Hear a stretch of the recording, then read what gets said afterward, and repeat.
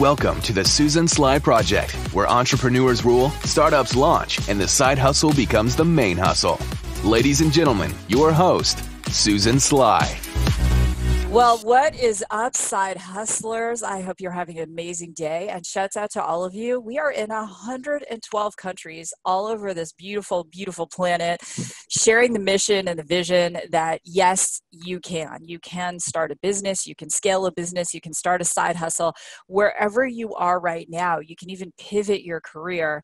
And these shows are really meant to bring some of the best and the brightest thought leaders in entrepreneurship, in technology, in health and mindset. And my guest today is no stranger to succeeding against the odds. And so we're going to be hearing from him in just a minute. A couple of quick announcements. Number one, our live event, UME, the Ultimate Marketing Experience Online, is coming up September 25th and 26th. And yes, of course, because of COVID, let's state the obvious, we wanted to have it live and in person.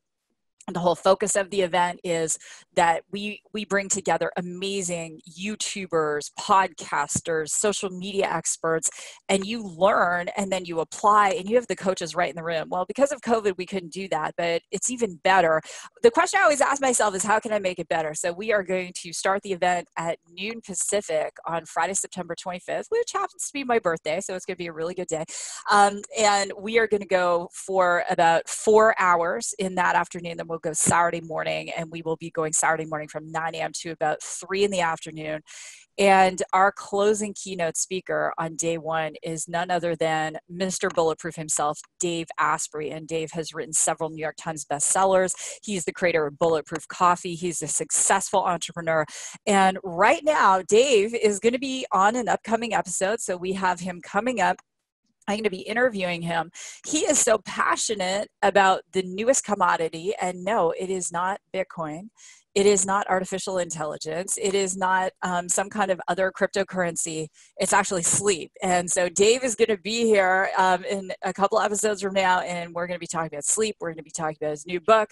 We're going to be talking about how to hustle, how to get your brain on straight. So it's going to be absolutely amazing. So for more information, I want you to go to one of two places, either susansly.com or agency8.com. Get your ticket. It is going to be incredible. We're going to give you some amazing value adds. We always do reward people who do show up early. And so you can get your ticket and spread the good news with all your friends. It's going to be an amazing, amazing event. It will help you transform your business. And in fact, here's the guarantee I give. If you apply what the speakers say and you do not make your ticket price back, I will refund your money personally. So it doesn't get better than that, right? It's good or it's good. So with that, I want to share. Oh, and if you are a subscriber to my list, I have all these announcements. If you're a subscriber to my list at susansly.com, I don't spam you. I send you out inspiration once a week. You are going to get $50 off that ticket price, my friend. So go to susansly.com, get on my list. I promise you it's worth it. And yeah, it's going to be amazing. So my guest today is incredible. I want you to think about these stats. Less than 6% of high school seniors go on to play college football. Of the 150,000 draft eligible college football players, only 253, that's less than 1%, are selected for the NFL draft. The average NFL career is less than 2 years. The average NFL player is 6'2" and 245. That's why I apparently didn't qualify for the NFL, because I'm not 6'2" and I'm definitely not 245 pounds. Maybe when I was pregnant. No, I didn't even hit it then. But, you know, this gentleman, he was the number one wide receiver in Oregon.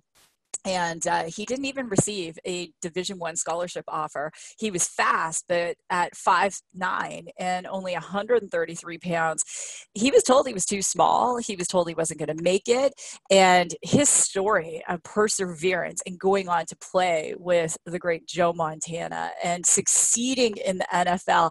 And one of my friends is such a fan. I can't even introduce them because I think he might be a little bit of a stalker for this gentleman. But on top of it, he's a humanitarian. He's an incredible father and a loving husband. So, and he's also a really good friend of mine. So I want to welcome the incredible JJ Birden. JJ, it's great to have you here. Hey, Susan. It's always a pleasure. Looking forward to chatting and just sharing some awesome content today. Well, thank you. And JJ is going to be doing the closing keynote at the Ultimate Marketing Experience event online. And I chose JJ because he's just, he leaves everyone better for just knowing him. JJ, I want to jump in. You have been in a place where you're told you're not good enough, you're not fast enough, you're not going to make it, your back's been against the wall. We're sitting here, today's episode, 56 million Americans unemployed. We have millions of businesses that have been shuttered. The global pandemic is spreading. People are getting furloughed. People are worried about losing their jobs. People are thinking, am I going to be able to save my business? What is your best advice what's the first thing someone should do if their back is up against the wall and they have all this uncertainty? I'd say get your mindset right. I want to start there mentally, because you got to it's like mentally you got to get your head in the game. It's what our coaches used to always say, get your head in the game. And that's another, I think, a perfect metaphor for life, because either day mentally you're either winning or you're losing. And so you got to get your mindset right, because it doesn't matter, to me, it doesn't matter what's happening around us. It doesn't matter what the odds are. If you're mentally strong and you got your belief system right, the potential to do something incredible is right there waiting for you. But mentally, if you're not there, you're going to take yourself out of the game. So that's why I'd say get your mindset right and back it up with that belief system and believe that you have the power to make a difference no matter what. Now, I had Jacinth Ivey here, incredible CEO coach from the UK, and her book is about discovering your brilliance. And she gave an exercise essentially, and if hustlers, if you haven't heard that show, it's awesome. One of the most listened to shows this quarter. One of the things Jacinth said is we all have brilliance inside us. And, she gave an exercise of just writing for 20 minutes, everything you're good at, even if it's like baking cupcakes, do whatever. You mentioned you've got to get your head in the game. How does someone do that? How do you get your head in the game? Well, I tell you, from a football standpoint, we can only have our head in the game if one is we had mentally prepared. So we did our preparation. We can rely on our previous success because we know we've been successful before. And then it's just recognizing that, hey, this is how I take care of my family. This is how I pay my bills. I need to get out there and do my job, So I would kind of say start there, because no matter where someone is right now, we've all had previous success. We've been able to win in the past. It's not like this is the first time. So sometimes mentally you have to rely on your previous success to build your belief system that you have the capacity to do it again. So I would definitely say start there, because that if you don't believe you can do it again, you're taking yourself out. So the belief system has to be there. That's powerful. And you reminded me, so I was going through a wall kicking moment last year. And so I just shut my laptop down, turned my phone off, and I got out this cue card or index card, recipe card, depends where in the world you live. And I wrote 10 times, it all came together for me. And I had things like, coming top 10 in the Ironman with a fractured pelvis, meeting my husband, just all these different things, times when, in my opinion, it was God that really interceded and brought together. And I have this saying, we work like it's up to us, pray like it's up to God. And I love that, because sometimes we forget, we're hard on ourselves and we're like, oh, this is going wrong. This is going wrong. This is going wrong. But I love this. Just focus on when it has, when you've won before. And does it even, in your opinion, did these have to be big wins, or would small wins work as well? Oh, small wins. I'm a huge fan of small wins, because success is in the small wins. The small wins lead up to the big wins. And so what I always encourage people to do is reflect on those small wins, because you may not realize those were stepping stones to get to the big goal. When I look at my career, and like you mentioned earlier, when everyone said no, no, no, but I knew I was dominated in high school. I got to college, I was dominated in high school, so I knew what I was capable of.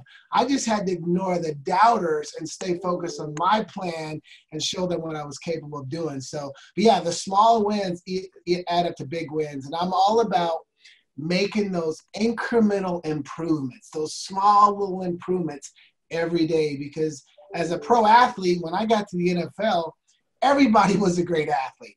Everybody was hungry. Everybody was trying to pay their bills.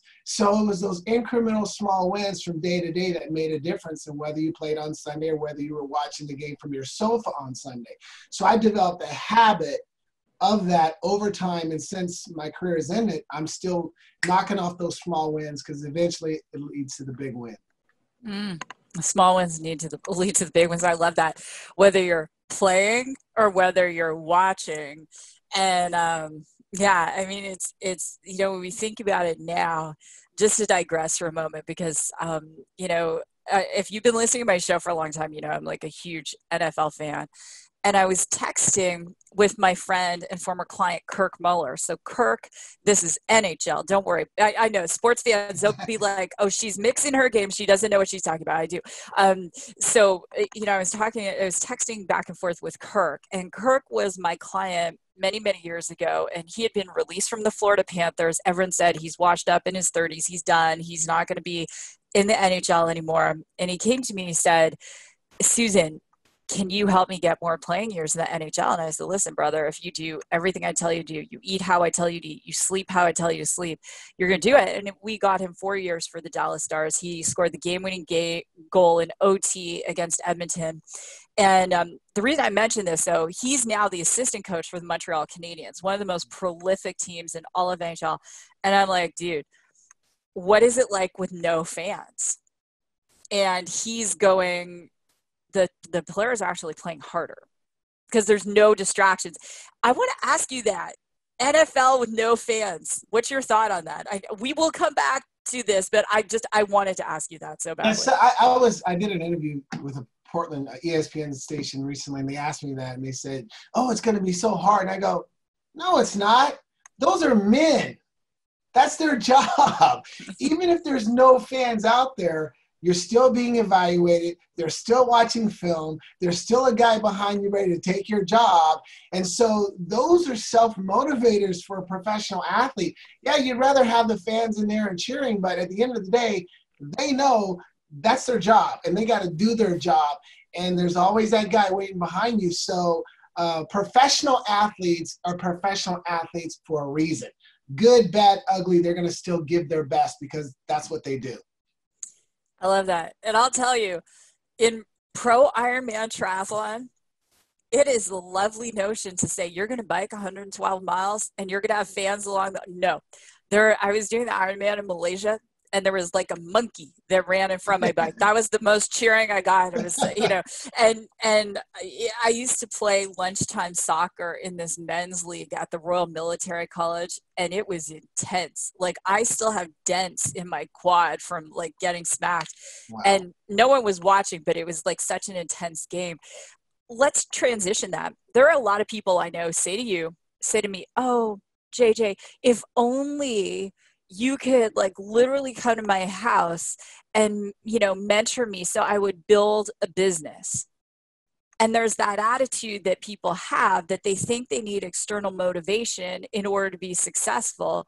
Can you talk about that? Let's talk about the difference. You know, to be a professional athlete, at some point you have to have the internal motivation, and the same thing applies to business. Yeah, you sure do. You have to be your most biggest fan, but your most honest critic and supporter. You have to be able to self-coach yourself because, as you mentioned, you know, in sports, I was out running hills on my own. I was catching balls on my own. I didn't have a coach always in my ear, you know, but it always comes back to, we always say it comes back to the why. It comes back to the motivation. What's really driving you? And whatever is driving you, it has to be emotional. It really does. It has to touch you in your heart. It has to touch you in your head, because if it connects with you there, there's no fear, there's no doubt, there's no one's opinion. It doesn't matter how hot it is out there, you're going to do whatever it takes. So for those people in the business world, when they're not doing what they're supposed to be doing, I bring it back to the why. I said, the reason why you're doing it is not strong enough. Just because, or I don't know, is only going to take you so far. Because when it gets noisy or it gets difficult, you're going to quit.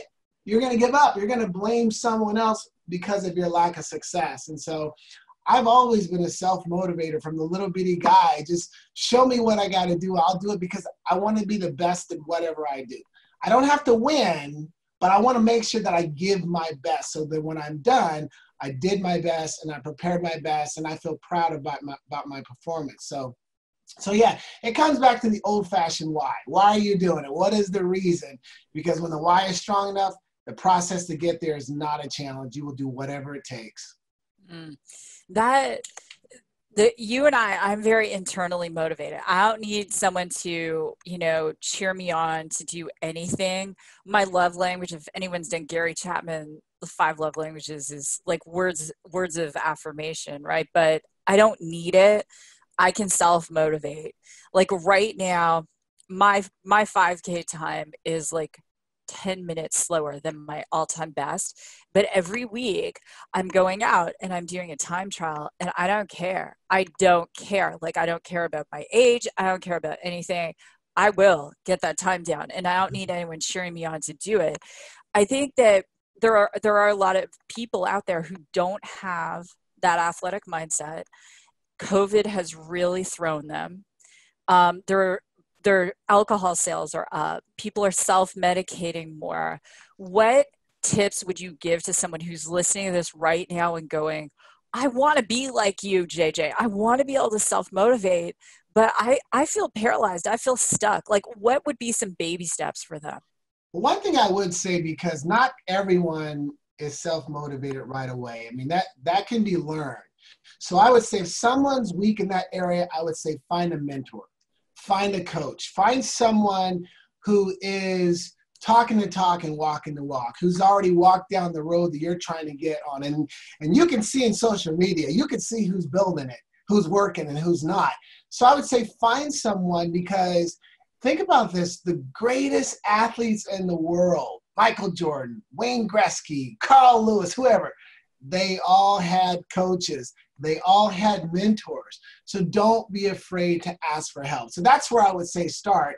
And I would say work with a mentor that can help you put a plan together, because you might kind of struggle with that a little bit. They can help you, assess your goals and help put the steps in place that are going to accomplish the goal. Help get your schedule organized, like you say. The enemy of success is disorganization. Get organized and then allow them to hold you accountable. Allow them to hold you accountable, because sometimes people need that little something extra. And that's where a mentor can get into place until you can do it yourself.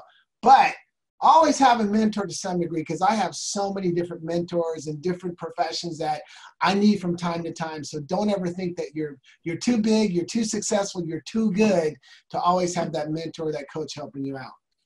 Yeah, I love that. And Harvey McKay, I was interviewing him. He's written, for people who don't know, 7 New York Times bestsellers. He's my mentor.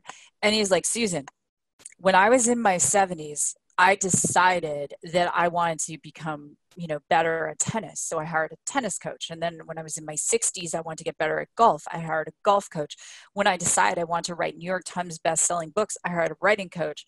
And, here he is almost 90 and he's still getting coached in something. And I think it's the ego that says, well, I don't need a coach, right? And I think we all need coaches. We all need coaches. We all need mentors, people who have achieved in an area that we want to be successful in. And I also think if I wanted to be a football player, I'd have a football coach, right? There are a lot of people out there who claim they're coaches, but they're not necessarily qualified to coach you in a specific skill that is relevant. Like even at UME, we have Casey Adams coming. Casey has the #1 podcast in the world for Gen Z. He interviewed Elon Musk's mom. He went to Larry King's house and interviewed Larry. Like, he hustles. He reaches out to 50 people a day, direct message on Instagram, just to book 5 interviews. And he's relentless, right? So that's why I'm learning to be a better podcaster from Casey, right? Same thing. I want to go back in time. A lot of people do not deal well with rejection. So whether they're in some kind of sales and people say no, or they apply for a job and they don't get it, or they go to try and do a business and they're applying for loans and they're not getting it. You have had rejection. And let's talk about that. Let's talk about, for people who don't know, what is it like when, you're saying, I'm going to be in the NFL, and they're like, no, you're not qualified. A lot of people would have quit. Right? How did you maybe share a little bit about how you did get into the NFL and how you mentally dealt with that rejection? Yeah, it's an interesting journey because my goal was never to make it to the NFL. My goal was to make it to Olympics. I went to Oregon on a track scholarship. I was a long jumper, qualified for the 1980 Olympic trials. But it was the fact that when I left high school, every Division I college said I was too small to play Division I. Go Division III, go junior college. And I was like, because in my heart, Susan already knew I had the ability. I was just as fast. I could jump. I was tough mentally, but they kept looking at me from the outside, and they just determined my success by my measurements. And so I believe that sometimes in life, you have to create opportunities where it appears none exist. And so I had a plan. My plan was to get to Division I school, track scholarship, and see what coach was going to allow me to walk on for Division I football. That's all I wanted. Oregon was the only D1 school that said, you come run track, we'll let you walk on if you can convince the football coach. And that second year, I begged the coach. I begged Coach Rich Brooks. I said, give me a shot, give me a shot. And he goes, well, we think you're a little too small. I said, Coach, just give me a shot. And he said, okay, you come walk on that fall. So I walked on. And Susan, when I got to practice, I'll never forget this. The first day of practice, there was a depth chart of 15 wide receivers. And I was like number 13 or 14. And there's two mindsets here. One is like, okay, why am I doing this? This is not fair. I might as well quit. They're not going to give me a shot. My mindset was, how fast can I move up the depth chart? Because immediately I saw I got my foot in the door. That's what I wanted. Now it's time to bust the door down. And 2 weeks later, I was backing up the seniors. I was second string. And so I was content with that. I proved them wrong. I'm playing D1 college. I'm getting ready for the Olympics. And it was just, I got drafted my senior year in Oregon by the Cleveland Browns. And Susan, I was like, what? Because I didn't have a great statistical college career. I didn't score a lot of touchdowns. I didn't catch a lot of balls. I wasn't a prototypical receiver. So when I got drafted, I was more curious to see what the NFL was like. I went to Cleveland's rookie camp. Let me go back home, graduate, see if I can make the Olympics. But when I was in Cleveland, the third practice, I tore up my ACL ligament. So that's when everything changed for me. But one thing I learned about sports was this, how to deal with change. There's a 3-step process I learned. You process the information. Okay, what's happening around me? You make a decision. What are we going to do? Are we going forward? Or are we going to go back to college and see if we can get healthy and run track a year later? And you make a commitment. I made a commitment that first year on IR with the Cleveland Browns that I can play in the NFL, and I'm going to do whatever it takes. And once I did that, I just put a plan in motion. Took some time, though. You know, I got rejected a couple more times, but there's an acronym, I don't know if you've seen, I've used it a lot. It's called FASCO.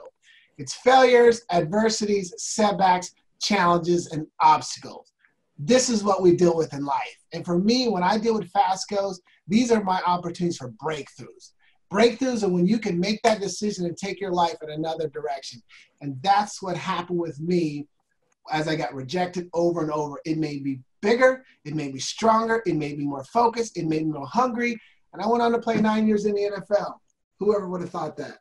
Yeah, you get excited by FASCOs. Like you're one of the only, you're like, yeah, let's dig in. And it is a different mindset. I've interviewed a lot of athletes on the show. You know, I remember my first duathlon, like run, bike, run.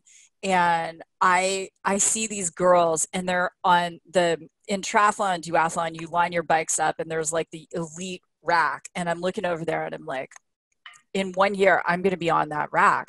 Now that first race, I almost came in last. I'll never forget. I'm like biking up this hill on this borrowed bike. I didn't even, JJ, know how to shift the gears. And this man, he must have been like 7 years old. And he bikes by me like I'm standing still. And he's like, you're in too heavy a gear for this hill. And I'm like, but I didn't know, right? And then I got a bike coach. I hired Freddie Williams. He was an NCAA track champion back in the day. Freddie was my track coach, and I hired a swim coach. And then I got fast. And then the next year I went to trials and I finished second in Canada. And I was like, now I'm racing elite, and I got my times down and I worked. If that pushing past the pain. So I did a post on Instagram and I was talking about, you made the promise to yourself, so why aren't you living into it? A lot of people, when things start to get hard, or the workout starts to get hard, or business starts to get hard, or they're plateauing, that something has to change. And then change can be, for a lot of people, intimidating and scary. After you tore your ACL, you had to change some things up. And can you tell everyone what you did? Because I love this story. Like, this is like hardcore. And you're like, you made it, like, you're in French, there's a saying, raison d'être. It's the reason for being. It was like, I'm doing this. So how did you deal with that pain, the change? What did you do? Well, the first thing, and let me just let everyone know, I was crushed. I remember I was crying. I remember as an athlete, I never, ever cried. I remember big games we lost, and everybody's crying. I'm like, why am I crying? But when I tore my ACL up, I was sitting in the Cleveland Browns treatment room, and I was just sitting there crying because everything that I had worked on since the age of 15 in track was to get to the Olympics, and it was just shut down right there. So I was affected by it. But then, as you know, I'm a positive person, and positive people can flip it quickly because they see the bright side of everything. And I was like, okay, JJ, this has happened. What's the bright side? And you know what I said, Susan? I said, the bright side is I got drafted by the Browns. They're still going to pay me. I get to sit on IR for a year, no pressure, get healthy, and watch and learn. I said, imagine if every rookie who's drafted got to just sit on the bench, get paid, watch and learn, no pressure. Because that first year for NFL players it's really tough. It's a big adjustment. And not only is the game so much faster, there's so much pressure. So I didn't have to deal with that. And that first year, I did that. I got healthy, I watched and learned. But I'll tell you what happened was, that's when my belief system started to grow. And that's when I mentally started believing I could play in the NFL. Because prior to that, I didn't really believe I could play in the NFL. But that year got my belief system where it needed to be. And then I was obviously willing to put in the work. So it was it was a tough moment in my athletic career. But sometimes, things happen for a reason. And that put me in the right mental state where I needed to be to go on to have a long career. I love how you flip the script, right? It's like, oh, okay, well, I'm going to get paid. I get to learn. A lot of people wouldn't think like that. And clearly you have worked on your mindset as much as you've worked on your fitness. So what do you do these days? What are you reading? What are you listening to? Because I've also seen a lot of people who are positive for a season, and then they get triggered. They get ill, or they lose business, or, someone in their life gets sick or something. And they go from really positive to, it's that straw that breaks the camel's back. And you've had your challenges. I mean, you and Raina adopted your nieces and nephews. You got like literally a full house. You could have a YouTube show. You've had, more than your share. So, but you treat being positive like workout, like something you do every day. So as I said, what are you reading? What are you listening to? One thing I would say is that I'm still hungry. I'm still hungry. Even though I'm not an athlete anymore, I still see myself mentally as an athlete. I still work out. I'm still in the structure of getting up early and working out. Right now, I'm working out in my garage, and it's like 95 degrees. It's hot. That's okay. I'm getting that workout in. But when I say hungry, I'm still hungry to be the best of what I do.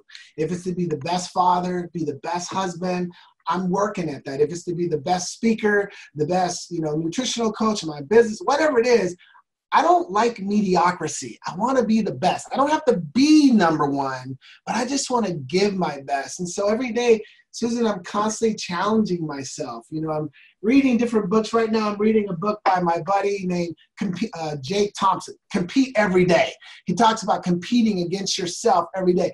because every day it's you versus you. It's not you versus your friends, the competitors, the economy. It's you versus you.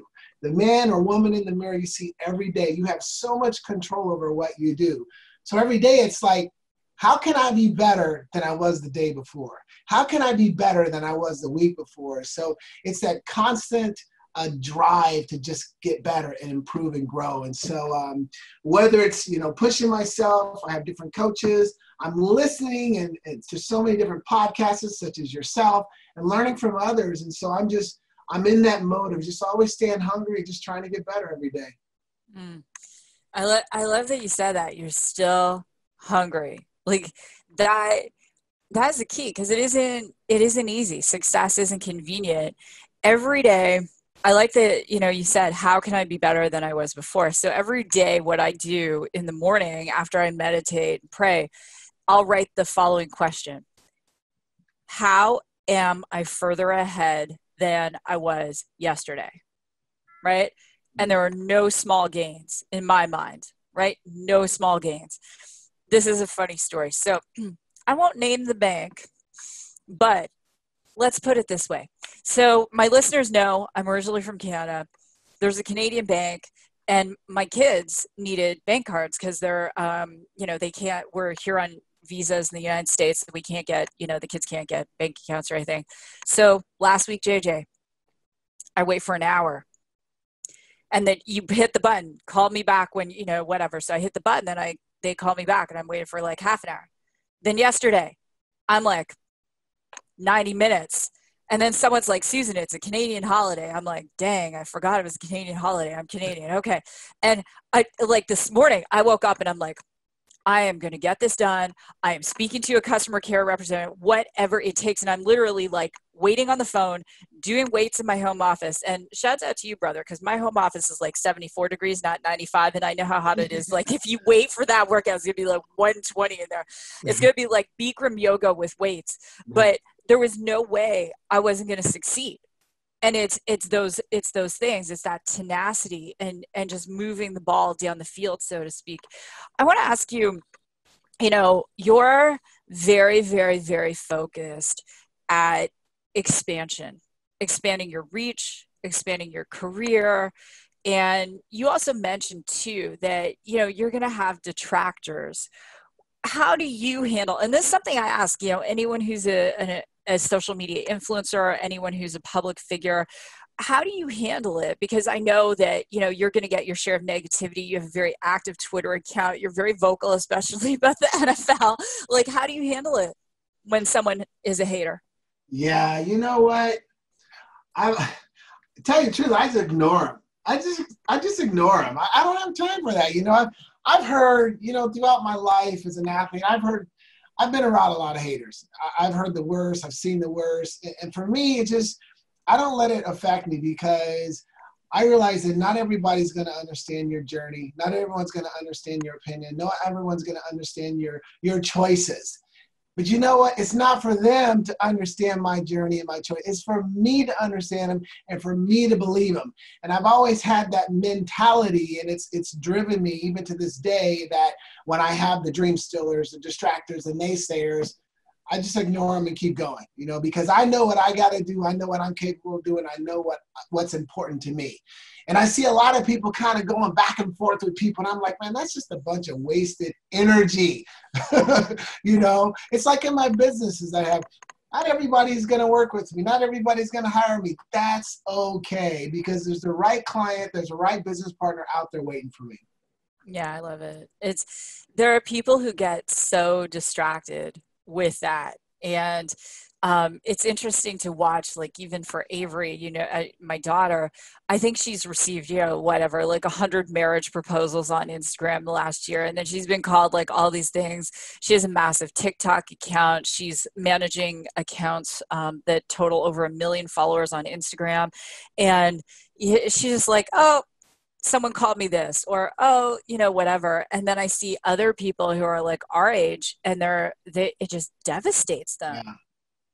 Yeah. And there's a saying I love. I heard someone say, I think it was Lynn Hagedorn. She said, you got to protect your focus like $1 million suitcase. And that's what I try to do. I try to protect my focus because there are so many distractions out there. There's different things, different people trying to pull you out off course. And maybe they're dealing with their own issues. And so we have to I was a hurdler at Oregon. I think one of the best analogies, I love the high hurdles because when you got in that lane, Susan, it was you and 10 hurdles. And as an inexperienced hurdler, I remember looking left and looking right, I would get distracted. I would hit the hurdles and I didn't win my races. But my senior year, I got better because I was able to lock in, laser focus, and block everybody out. And if I focused on each hurdle one at a time, I would do well. And I didn't lose a race my senior year. So I've taken that same approach today. I put my schedule together the night before, and I focus on doing that from day to day. If I got to turn my phone off, I will do that and eliminate those distractions so I can do what I need to do for that day. I want to ask you about what a day in your life looks like, and just shouts out to you. Hurdling is legit. Like when I was a national team track athlete in Canada, they like you to diversify. So sometimes the coach would be like, oh, you're going to do like the 4x4 hurdles, or the 4x1 hurdles rather, or you're going to do the 400 hurdles. Cause I was a 400 and 800 meter runner. And I'm like, hurdles, like, I'm like, oh my gosh, it's incredible. And I watch it, when the Olympics comes on, it's like, oh my gosh, I'm just like running, like I'm like a husky dog, just like go that way. Okay. As long as it's swim, bike, or run, I'm like totally fine. Walk us through your day, because one of the things with this show is we always want to highlight success leaves clues. And as we start out the show, it's like, get a mentor, get a coach, listen to the shows, get inspiration. And you never know when it's going to be the right speaker for you, the right book for you, the right show for you, just continuing to show up. But what does your day look like? Like, let's inspire some people so they can see like, this is discipline.